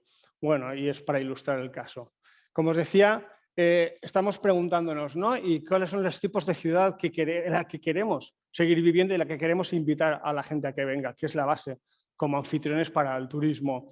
Más sostenible, más saludable, más compartida y emprendedora, por supuesto, que son un poco los ejes de la sostenibilidad, ¿no? De lo que estamos hablando. Esas visiones que se definen en esas miradas se convierten en una serie de misiones, que son las que tienen que enfocar la acción de las 4 hélices que trabajamos, ¿no? Y que compartimos en nuestro territorio. Afortunadamente, ¿qué hemos hecho?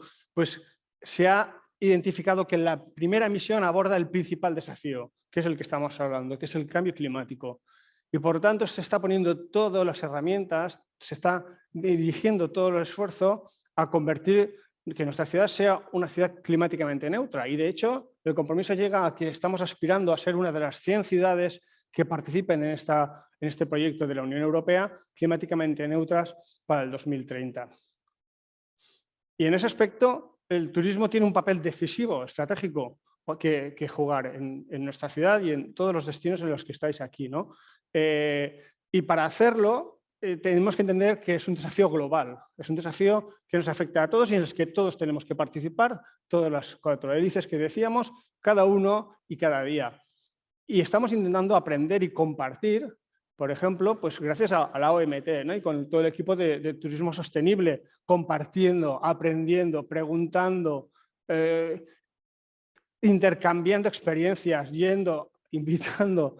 Tenemos que aprender porque nadie tiene la solución perfecta, pero entre todos tenemos que encontrarla, tenemos que encontrar esa combinación. Y no solo a través de la OMT o a través de organizaciones y administraciones, sino esas alianzas como el Future of Tourism, en la que estamos participando, compartiendo casos como aquí, en redes, para saber qué funciona, qué no funciona, por dónde se consiguen las cosas, cuál es el mecanismo de financiación que comentábamos antes más oportuno, dónde encontrar. Es fundamental ese trabajo en redes. El desafío es global, pero la acción es local. Y eso es lo que hemos empezado a hacer. Tenemos que empezar a aplicar todo ese aprendizaje, todos esos conocimientos y trasladarlos a nuestro destino, a nuestro día a día. Y es el caso, por ejemplo, que hemos hecho con la huella de carbono, que no vamos a hablar aquí, pero que tiene bastante relación, porque estamos hablando de cambio climático. Y uno de los principales efectos en el arco mediterráneo, como estabais explicando, sin duda es la disponibilidad de agua. Nosotros partimos de una situación en la que tenemos un gran legado. Tenemos un gran legado como decía, en todo el arco mediterráneo. Somos expertos en sacar la máxima eficiencia del agua. En nuestro caso, además, somos herederos de un tribunal centenario, que es el Tribunal de las Aguas, que es el tribunal más antiguo de Europa, que aún sigue vigente y que se ha dedicado y se ha ocupado de que el uso del agua sea el más eficiente y el más equitativo.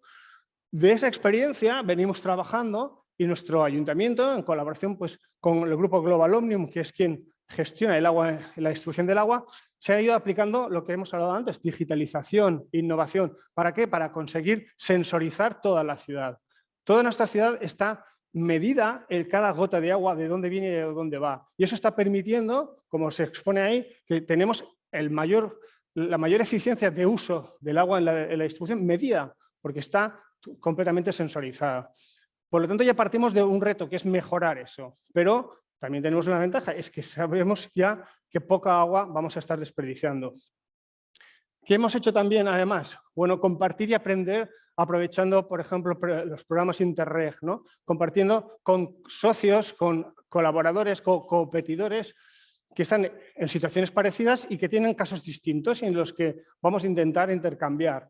En el caso del Cash Water, que es un programa Interreg, es uno de los proyectos Interreg y que lo podéis consultar en la web, lo que hemos hecho es compartir con griegos, chipriotas, franceses, italianos y nosotros cuáles son primero, pues identificar los gaps, ¿no? Las principales deficiencias. El objetivo de este proyecto era conseguir mejorar la eficiencia del uso sostenible del agua en el turismo. Mezclaba esos dos proyectos. Y se ha hecho un trabajo de investigación, se ha hecho un trabajo de proponer soluciones e incluso de ir probándolas. Y tenemos una serie de entregables que yo os recomiendo y que me sabe muy mal que muchos de estos proyectos acaban quedándose en una carpeta, en una bandeja, en una web, cuando son herramientas que son utilizables, ¿no? Y aquí se han desarrollado herramientas para las administraciones públicas para aprender a cómo gestionar mejor el agua, se han conseguido hacer estudios de evaluación de los impactos, de las mejores prácticas, etcétera. Y además, pues bueno, un gadget que es muy interesante y es que esto está dirigido a las pymes.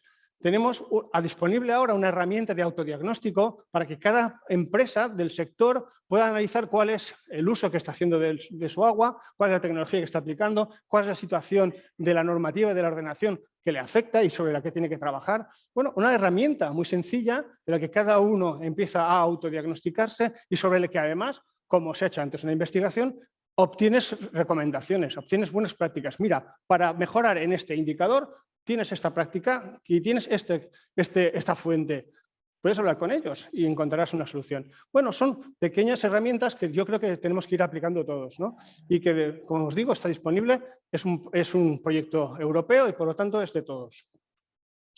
Y precisamente lo que estamos haciendo, y es el objetivo de cualquier observatorio, como el que se ha impulsado aquí en Mallorca o de toda la red INSTA, de la red de observatorios de turismo sostenible que promueve la OMT, es medir, empezar a medir, porque si no estamos hablando de percepciones y como ha presentado Stefan Gosling o habéis presentado aquí en el caso Baleares, tenemos que medir, tenemos que identificar, tenemos que saber dónde están las mejores situaciones, dónde hay oportunidades de mejora, dónde tenemos realmente problemas graves. Nosotros lo hemos hecho aplicando una tecnología de nuestro, como os decía, nuestro socio tecnológico, que es el socio del ayuntamiento en la ciudad y que nos ha permitido medir tanto la huella de carbono como la huella hídrica. Con lo cual hemos determinado ya el punto de partida, estos son datos del 2019, de cuál es la huella verde, la huella gris, la huella azul del sector turístico a nivel destino, no a nivel de empresa, sino a nivel destino. Y con ello hemos encontrado, primero, bueno, cuáles son los porcentajes entre la directa e indirecta, bueno, términos en los que quien tiene que empezar a trabajar, pues ya sabe que tiene unos parámetros claros. ¿Cuál es, por ejemplo, pues el origen de la huella que os comentaba? Es la alimentación, es la comida, es la producción, la distribución y el consumo de la comida en el destino. Esa es la principal huella. Bueno, pues tenemos herramientas ya claras para saber dónde tenemos que aplicar en las mejoras, ¿no? Y se ha aplicado, lo bueno de estos análisis siempre es que te proporcionen un desglose, te determinen qué capítulos son los que te producen pues cada uno de las huellas o de las magnitudes. En el caso de la huella de carbono, por ejemplo, tenemos muy claro que es el transporte ahí desde el destino, un 20% es la huella en el destino. Bueno, pues tenemos que distribuir ese trabajo para ver cómo la reducimos. En el caso del agua, ya hemos visto que es básicamente el consumo en destino y una parte pues, que es la actividad de gastronomía y restauración, ¿no? Pero bueno, todo este análisis produce un informe como este, en el que tenemos identificadas, ya os digo, las magnitudes, los números de todos esos capítulos, esos 10 capítulos en los que hemos desglosado la actividad turística en la ciudad, en la que tenemos identificado, pues por ejemplo, aquí os decía, pues el uso del transporte, bueno, es un 10%, un 0,10% es mínimo, pero tenemos otros, por lo tanto, a los que dirigirnos la atención. En el caso de la huella de carbono, como os imagináis, es al revés, es la movilidad la que nos proporciona, la que nos impacta con mayor huella.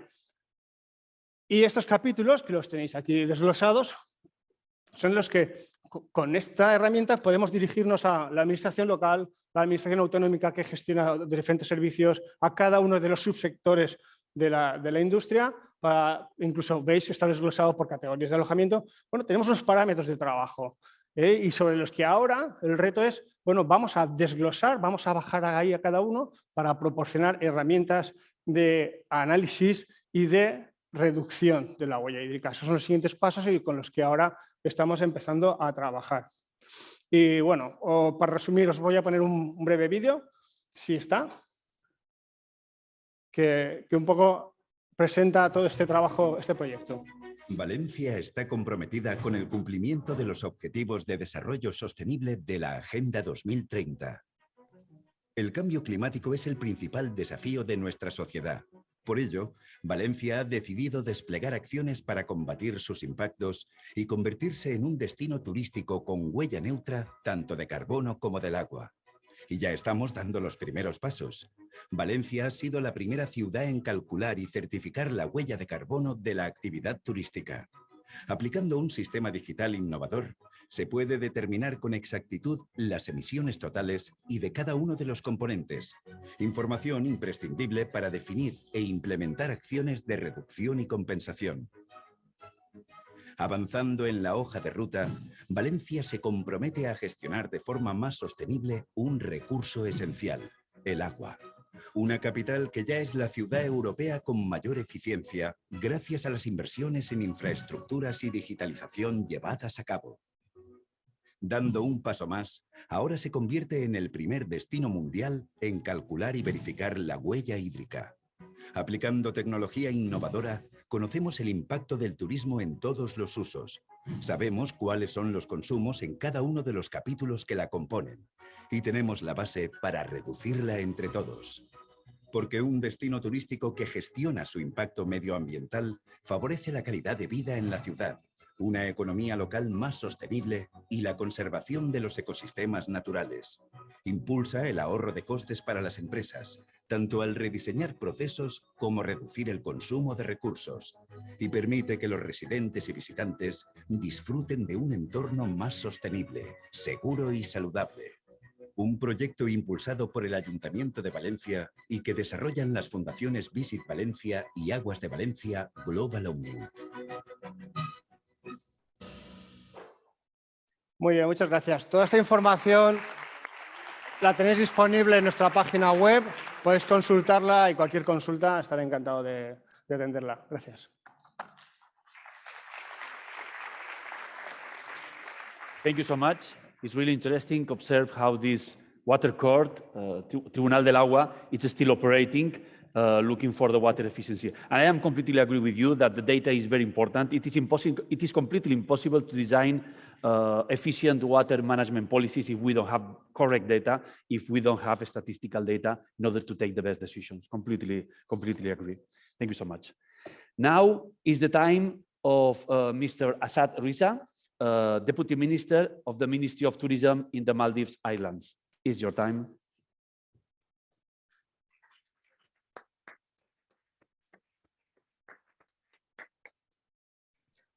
Hi, very good morning to you all. It's a lovely place to be here. This is my first time in Mallorca and I love it. I'm from Maldives. I think you all would know where Maldives is. It is just southwest to Sri Lanka and India. We are a small island nation, consists of 1,200 small islands. And we have over 500,000 population in Maldives. It's a small country scattered across from north to south in 900 kilometers. And 95% of Maldives is water and only 5% is land. So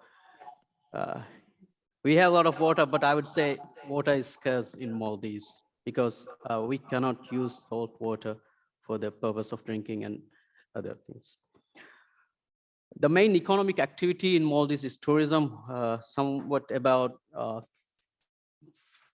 25%. Yes, 25% contributes directly from tourism, and all other sectors such as construction, agriculture, and fishing highly depend on tourism.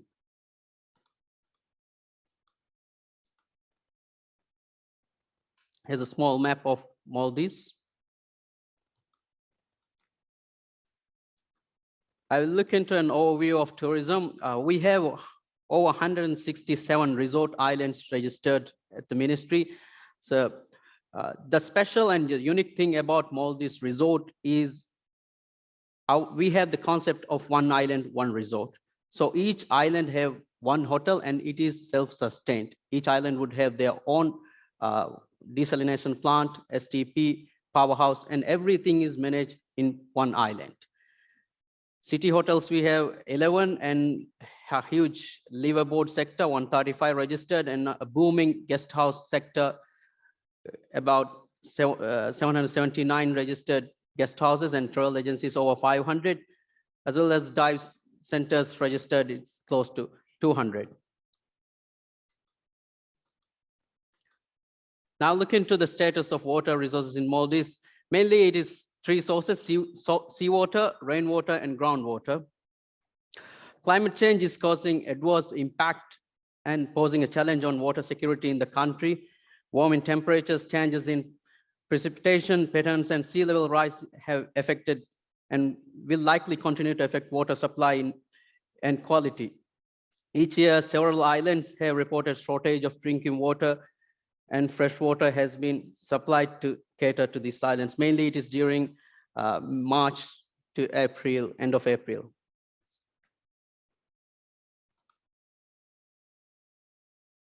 When looking to seawater, most of the island communities depend on desalination water.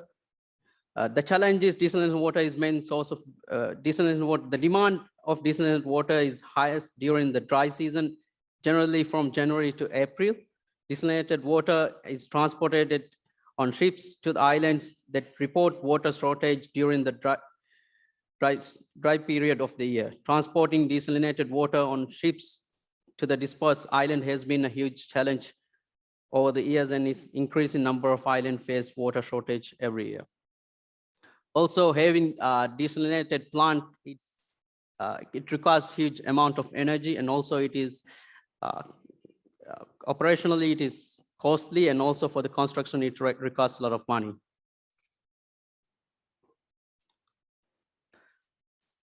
Most of the people in atolls rely on rooftop harvested rainwater for potable purposes. These rainwater harvesting systems are combination of household and community collection and storage systems. Rainwater harvesting is widely practiced in all atolls. In the pre-2004 tsunami period, only 35% of the household had rainwater tanks. After the tsunami, each household in the Maldives was provided with 2,500 liter high density HDPE rainwater tanks, national statistics reveals that 87% of the population in the island uses rainwater as the main source of drinking water. That was the data collected in 2016. Enhancing rainwater harvesting and storage capacity is regarded as the key element to ensure island self-sufficiency to achieve water security. And also the in populated areas such as the capital city, Male, the air pollution limits community to harvest rainwater, so they have to depend on the desalinated plant.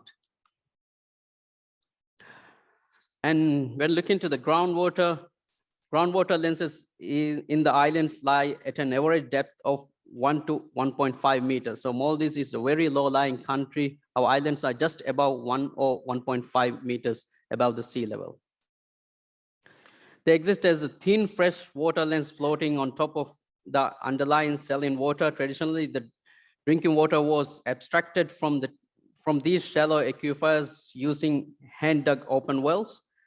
However, in many inhabited islands of Maldives, fresh groundwater has been depleted as a result of saltwater intrusion due to over-extraction of groundwater. The shallow depth of groundwater lenses of the island makes these freshwater resources vulnerable and susceptible to contamination from land-based human activity. Hence, people are reluctant to use groundwater for drinking or cooking as the quality has deteriorated.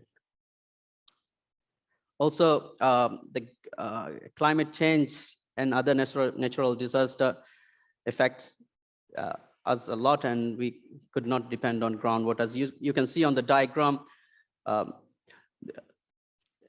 under the island, you see a freshwater portion. We have, due to climate change and sea swelling, this water gets, we cannot really use it for any purpose.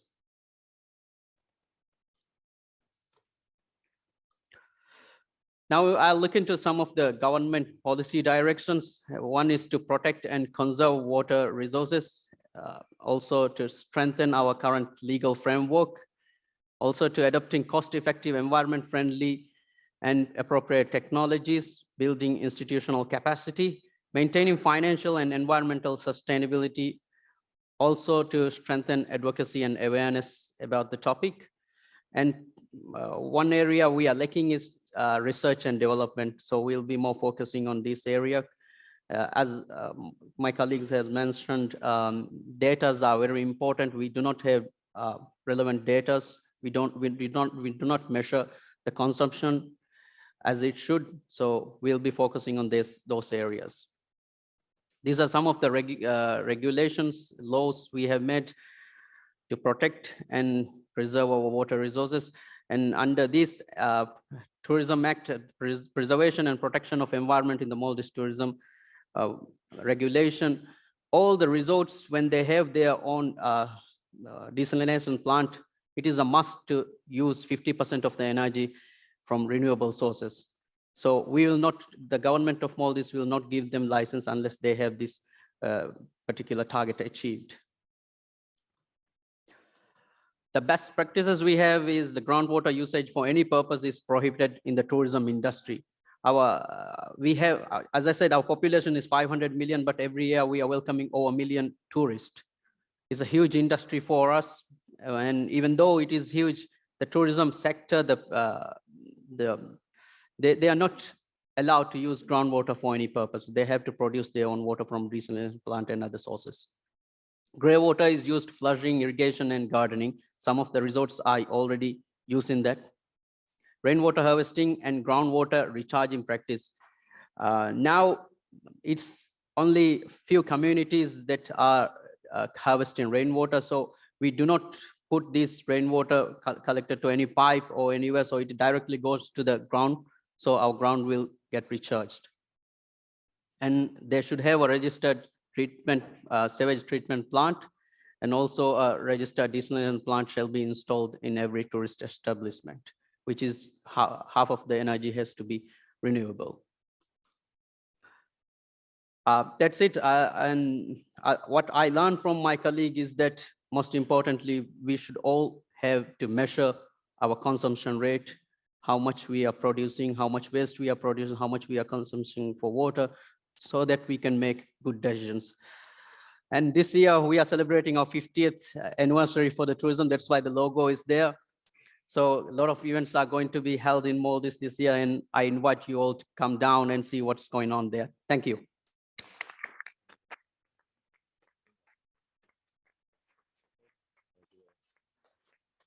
Thank you so much, Mr. Azarriza.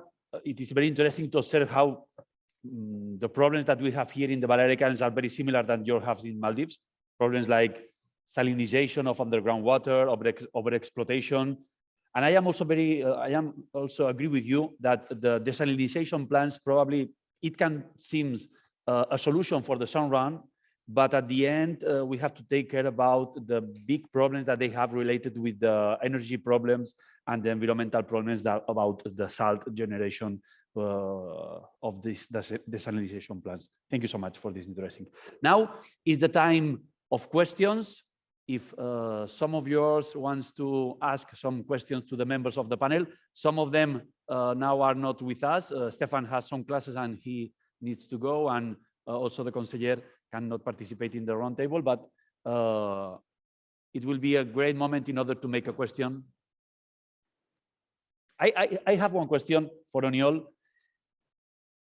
Which is the most important challenge that you think that the Balearic Sea has in the next years? I mean, our analysis shows that the main pressures on the sea are fishing, both professional and recreational, boating, pollution from plastic and sewage, and demographic pressure, which is obviously linked to tourism.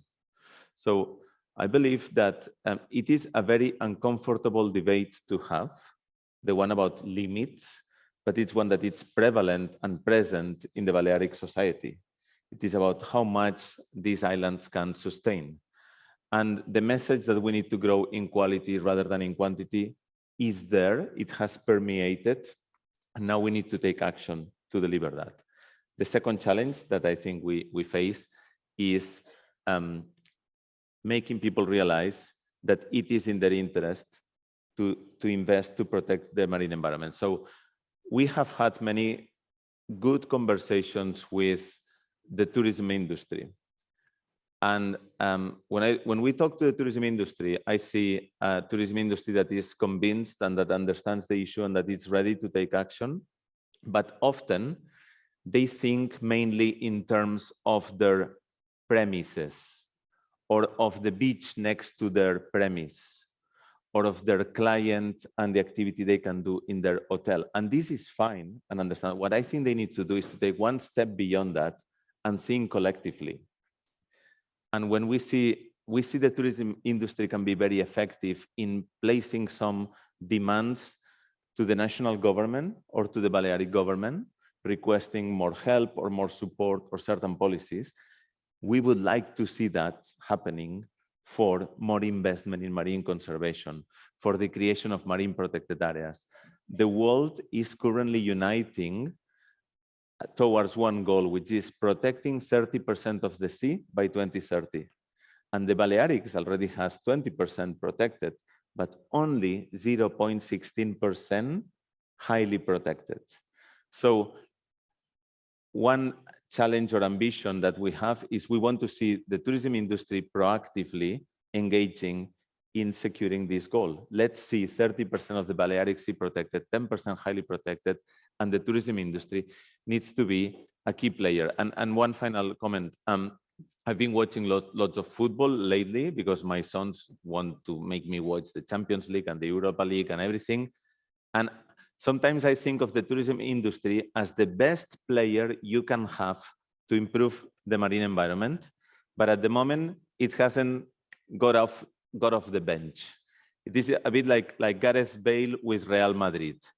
that with Real Madrid, he doesn't want to play or good performances, but with Wales, he does very well. So the tourism industry in some issues can be very effective and very good. When it comes to marine conservation or protecting the natural environment, it's still a bit quiet. It needs to get off the bench. Maybe it's warming up, but it needs to get out there in the pitch. Thank you.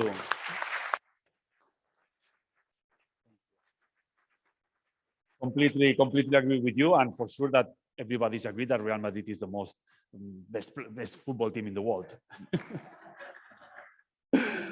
Okay, thank you so much.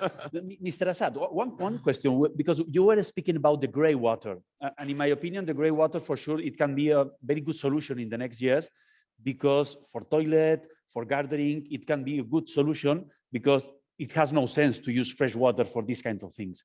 How the government of Maldives Islands push to the private companies in order, or incentive to the private companies in order to use this reused water, this gray water? First of all, in tourism industry, we say the industry is self-regulated. So what happened is when the government of Maldives realized this has to be done way before the industry adopt that. So they will start using these kind of things before we actually made the regulations in place and ask them to do anything. So right now, several resort islands, they are using this gray water for their gardening as well as other purpose. So we'll look into it, and we learn, government actually learn from the private sector, the people who knows this, and we in place our regulations so that others can also adopt it. Interesting. Then the tourism sector is a little bit something like one step ahead. Exactly. And it is really interesting. There is any question?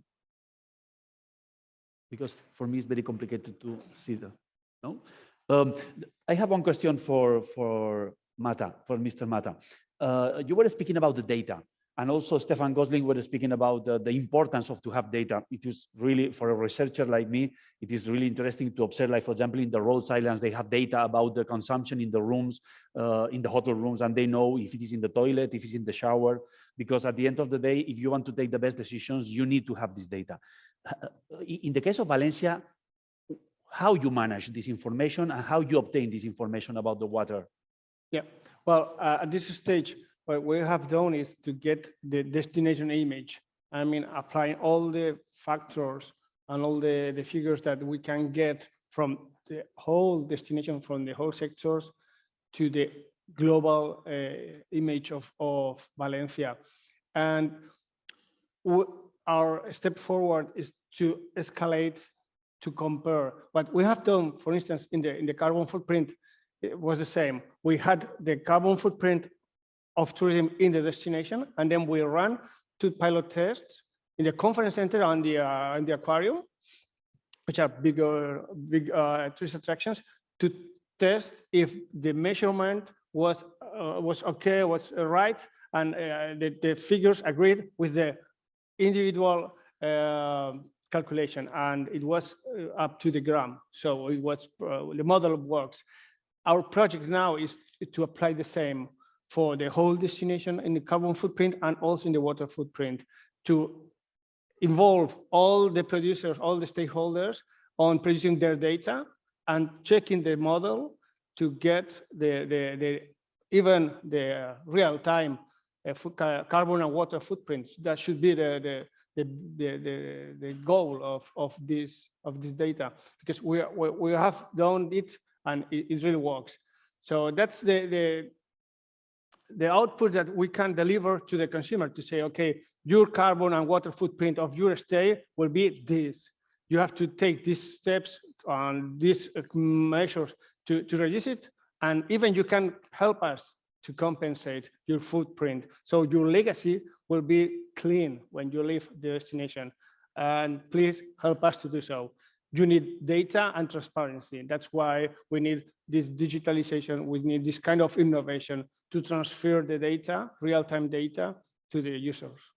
This is great, because for sure for a researcher, this kind of information will be very useful in order to make good forecasts, and for sure at the end of the day, in order to design good policy water policies. Thank you so much. Thank you so much. Interesting, really interesting. One of the things that many economists started speaking during the last years is about the problem of the price of the water. I think that we all agree that the price of the water actually it not represent the real cost of the resource. It don't represent the real cost of the water resource, because at the end of the day, it is something like it's a basic good, it's a basic commodity that everybody needs day by day to survive, for sure. But at the end of the day, many economists propose that in the next years, it will be very important in order to incorporate in the price of the water all the costs related with the water. That is the extraction, it is also the distribution, but it is also the reuse or the recycle of this water. What do you think about the society will accept this new regulation, these new tendencies about the price of the water in the next year? Yeah. Well, what we have learned from this crisis, for instance, is that price not always reflects cost. And we have to introduce all the costs, all the impacts in the final price to really understand. It's like, well, the public health is for free. No, it's not for free. You have paid with taxes before. So that's why you get good health care. With the tourism, it's the same. We are not telling the whole cost to the consumer, and we are not wanting so far to understand the whole cost of my trip, the carbon footprint, the water footprint, the impact on. So we have to introduce all these costs in the equation to say, okay, this is the real cost. And to be honest, you have to pay for it, reduce it, and compensate it. We have to learn that. For sure that during these last months, we observed that since the electricity cost is increasing, it is growing up, everybody is really concerned in order to reduce the consumption of the electricity, because at the end of the day, the price is the best regulator. What do you think, Aniol, about if the society it is accepting this new situation about the prices of the resources? Well, I mean, the reality is that we run our economy without taking into account all the environmental costs of it. And at the moment, if you're a consumer and you are an environmentally aware consumer that buys ecological products, you often pay more for them. And if you are a businessman or a businesswoman who tries to do and incorporate sustainability into the business, it might be that you end up making a little bit less of economic gain. So the way we run our economy is not creating the right incentives. So correcting prices to reflect their true cost to the environment and society of certain activities is essential. Obviously, with an essential good like water, then you need to be careful about how you do that. And you need to do it in ways that you provide support and a transition phase, and you make it easy for those low income or middle income sectors that might not be able to afford a very basic issue. But correcting prices and reflecting the environmental impact of things, absolutely essential. We hope so. We hope so. Thank you so much. About the Maldives destination, that for sure is one of the most well-known destinations in the world and one of the most famous destinations. What do you think about the environmental concern about the tourists that visit your islands? They are really aware about that. They are really looking for hotels or resorts that are obtaining, for example, recognitions about environmental management, or at this moment is still not really concerned about that, the tourists that are visiting your islands? I think the tourists who visit Maldives are really concerned about the environment also. Maldives is natural, I mean, our tourism is heavily dependent on the natural resources we have. So they know when they go there, it is a place that they also need to contribute and protect. Government has in place some regulations so that we could collect some of the money. Let's say we have a tax called green tax, which collects $3 per night from a guest who stay in guest houses and $6 per night from a guest who stays in a resort or a city hotel, which will ultimately go to a fund called Green Fund, which we are going to spend for the green activities. Also, tourists who visit Maldives, they actually look into the resort where these sustainable practices are in place. Also, in some resorts, they have this kind of activities, sustainable activities, how to give a tour of let's say waste management and these kind of things are there so that tourists can have a good experience and they can learn. Also, they can spread the news. Also, they can help us protect the environment so that we could remain for another 50 years in the tourism. Really, really. Thank you so much. Thank you so much. I think that we are finishing this first panel. Thank you for all the panelists for your interesting contributions. It was really interesting to listen to your contributions. Thank you so much for all the participants.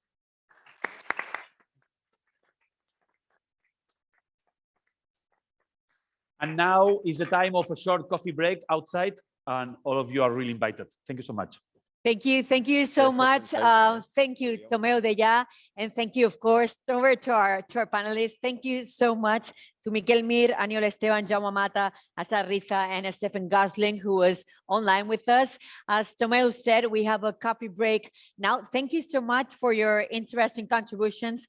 Undoubtedly, water management is key for the future of tourism and for a sustainable territory. Thank you for challenges and innovation solutions. We have to prioritize sustainable growth rather than just economic growth. And you know that 71% of the Earth's surface is water, so caring for water has come more interesting and necessary than ever. We have a coffee break. That's the way. You have to go to the door over there. And you can have a coffee break also if you're at home, work, office, wherever. We'll be back here in some minutes. We will meet again at 12:30 a.m. So see you later. Nos veiem després. Nos vemos dentro de unos minutos. Gracias, que disfrutéis. See you now. Thank you.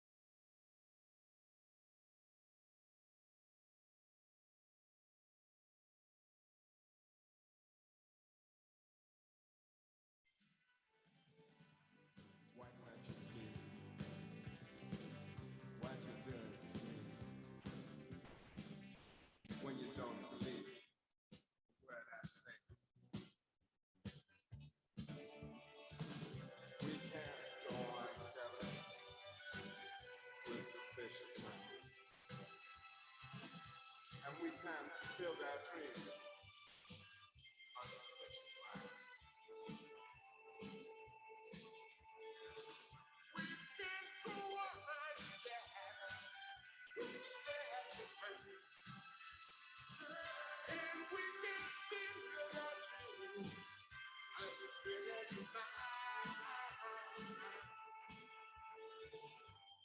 Caught in the trap.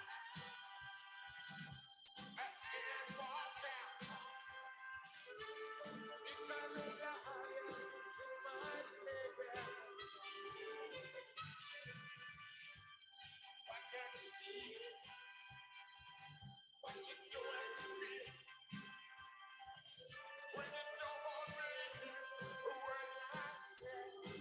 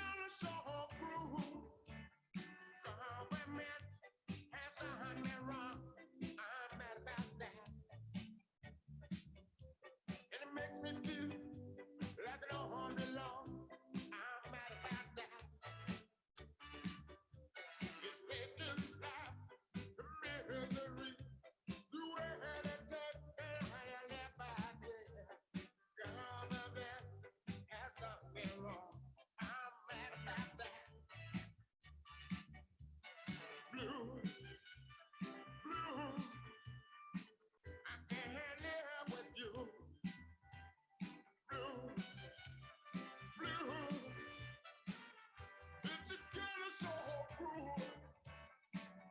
Good God Almighty, there's no ordinary life would be better if I never ever had to live with you. Good God Almighty, there's no ordinary life would be better if I never ever had to live with you. Blue, it's a color so cruel. There you go, analyze. It's no more surprise. I say I pray, make you care. You wouldn't listen. It's been too long. It's time to go. To get away from here, I've had too much, but not enough. It's time to let out. Good God Almighty, there's no ordinary life would be better if I never ever had to live with you.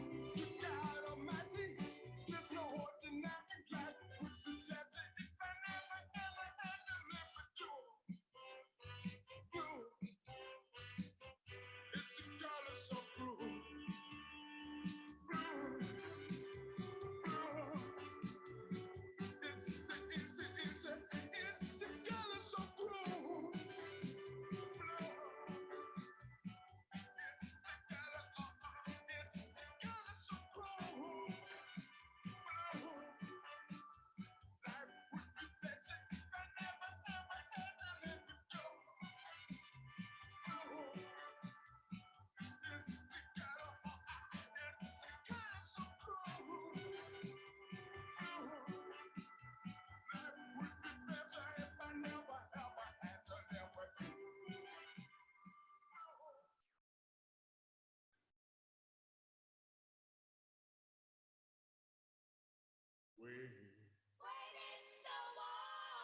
In the water. Wade in the water.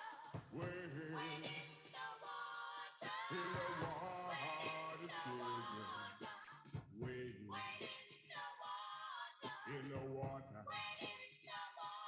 You know my heart, trouble, water. Oh, wade in the water.